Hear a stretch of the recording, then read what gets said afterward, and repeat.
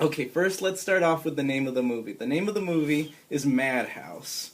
Madhouse tells the story of Vincent Price, whose porn star wife is murdered in the first story. It's like the prologue. Right. And then at some point, you discover that the person you thought was the murderer the whole time is the murderer the whole time. The only other character in the movie for most of it Yeah. is the murderer. It's like Throw Mama from the Train has Billy Crystal telling Danny DeVito, okay, you can't have a mystery with two people where one guy kills the other. That's not a mystery! So even Throw Mama from the Train, well, maybe they learned something from this film. I'd like to think we all learned something from this film.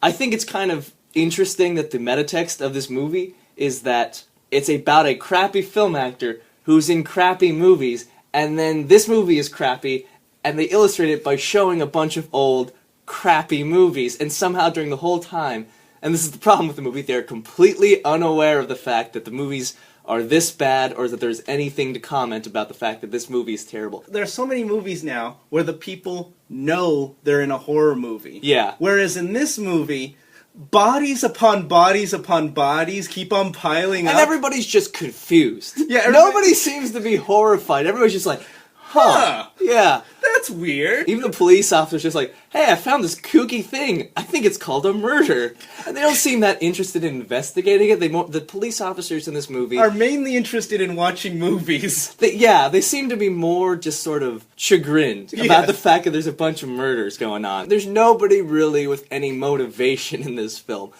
I think the best example of that is that the parents of the girl, the first girl to get murdered... I'm glad you brought up that. They turn out to want to blackmail Vincent Price, who they think murdered their daughter. Oh, this is... Okay, these are my favorite characters in the movie. When these characters showed up, I was suddenly back into this movie. Okay, so they try to blackmail him, and he says no, so what do they decide to do? Hang out on his lawn. And just have tea. They're like, oh, poor girl's been murdered. The next scene you see him in, poor girl's been murdered. Yes, she has. Murdered. By you. Murdered. They turn into B characters in a British horror movie that is not this British horror movie. When they were not busy being in a documentary about the children of the corn, they walked over to Paul's house to fucking blackmail him. And it's fucking bonkers. It's utterly baffling. Like, Vincent Price just, get out of my way! And they're just like, a poor girl that we raised. Yes, that we raised. Who's going to get us rich? Become rich, yes. The guy does have like a Liverpudlian accent, which I appreciate. Again, sort of just a plot point brought up, and then never really... So first off, that movie should have been about them. Because it's fucking insane, and they're fascinating. But then... Well, they kind of reminded me of characters in a farce play that are just kind of like doing their own funny thing, and then you just sometimes see them like on the side like, oh, once in a while we're going to show them. This movie's exactly like Rules of the Game, the Jean Renoir masterpiece. Though they also exist to have the best murder in the movie, which is that they get stabbed through with a saber. They both do. Both do at the same time, that they kind of just walk into. Yeah, none of the murders in this are very satisfying in any way. No. Everybody just kind of like looks at the person murdering them for like at least 5 minutes. Well, they're going, oh gosh, I'm gonna get murdered! I'm still gonna get murdered!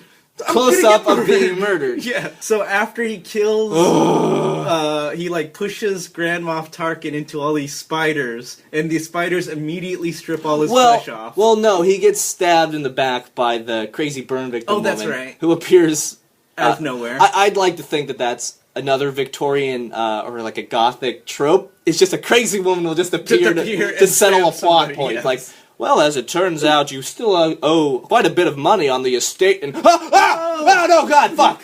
Actually, Oliver Twist, as it turns out, we can't just adopt you, and there's a long line of legal proceedings, and... Oh, God! We finally come to arrest you, Mr. Bean, for all the mischief you caused in this museum. No! My only regret was showing up in this mansion!